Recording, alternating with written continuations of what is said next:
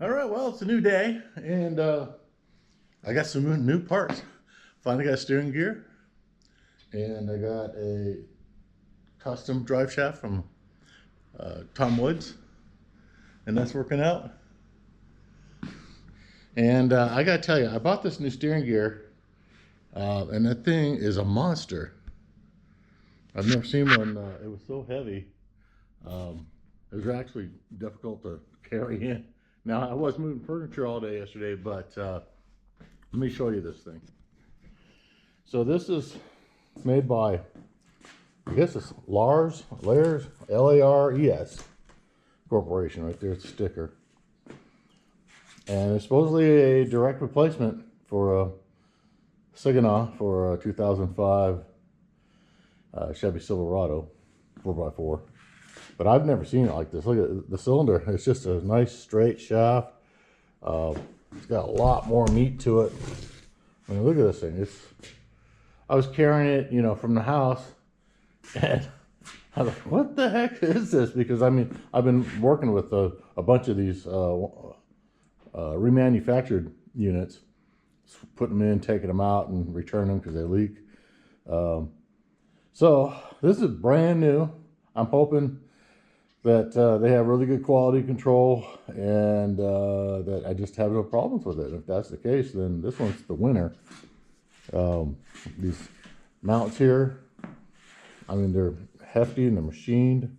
So I may have an issue right here because I have to check to see how much my washers are, because this definitely is higher than this surface here all the way around, and I have some shims already in there, but I may need to add some. I don't know. We'll find out when I go to put it in, but that's not going to stop me from installing it. I did check the bolts; they work, and you know, I have this little spacer on here. These bolts are too long, but these also a 10.9 really good steel. They came off the cross member actually from when I did the solid axle swap, took cross member off and cut it all out of there. I thought, just use these bolts, they work great. And where I've been having a problem with the other units was leaking, not from here in the sector shaft down here, but up here, and it was like maybe that bolt, and it just leak out the bolt. You know, it's like, what the heck? So we're going to try to get that installed today. I mean, God, look at that seal. The seals are, everything's different. And I think hopefully these are, you know, all improvements, not the other way around. Oh, there we go.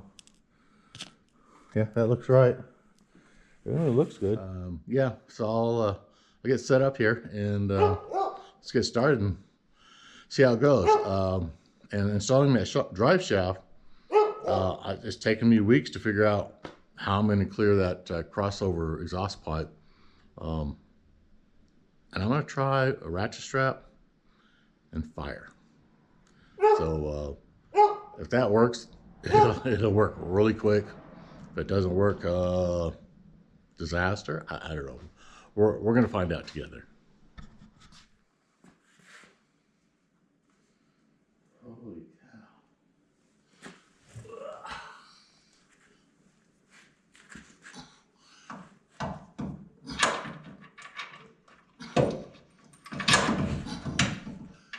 It's heavy.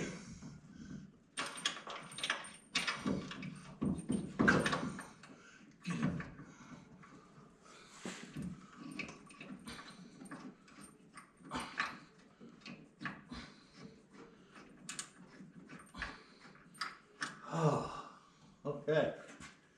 I really like it. Gonna need shims. I thought that body looked a lot fatter than Saginaw.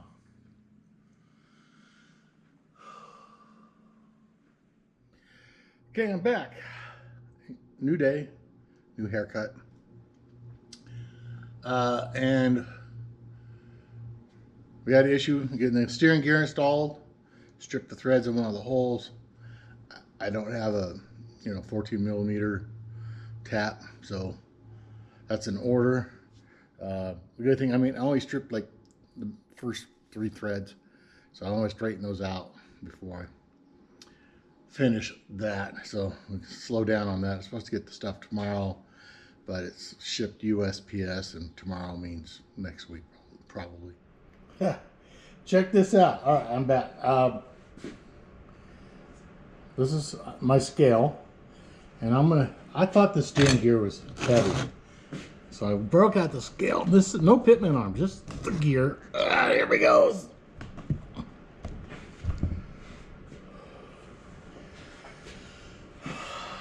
Oh man, 35 pounds. I think the factory Siganos around 25, maybe 28 pounds. There's no way I can hold that up, with my off arm, my left hand, and then line up a bolt.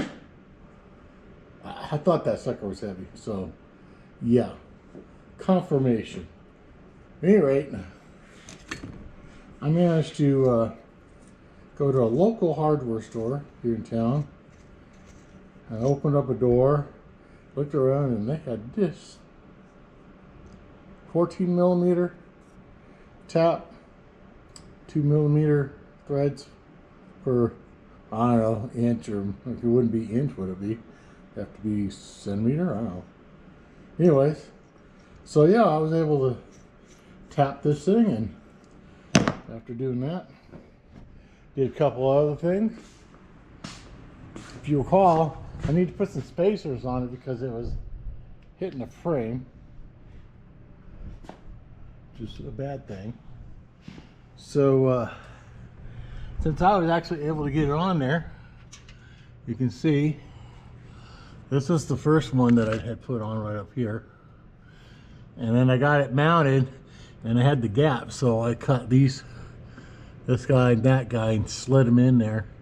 And you see this frame's got all kinds of dents and wobbles in it. It goes from thicker to a little thinner, and I don't know, it's kind of, so there's nothing flat or really flush about this whole deal here. So now when I bolt that thing on, I'm not putting any undue stress on the case or anything. I'm just tightening it on to the mount. And right now the paint's drying, and I'm pretty good with how it is right now. So I'm gonna go ahead and put this bad boy in. Oh, I got wiser. Since it's 35 pounds, there's no way I can hold it in one hand and put a bolt in. So here's what I'm doing. Now, there's a screwdriver in there. So I just slide it on the end of the screwdriver, and then it supports it. And then I use one of these other tools with a bolt and to get it started. And once I get a bolt started, you know, I can then get the other two in there. And yeah, so I just had to get smart, a little smarter. That's what this is about. It's not, oh, just bolt it in. It's how do you bolt it in when you can't hold the sucker. So let's just get this show on the road. I'm not gonna bore you with just watching me bolt this thing in there. You know, do my press and hold it up, but yeah, it's not that big of a deal. And I'll be back in a few seconds, hopefully with most of the steering in.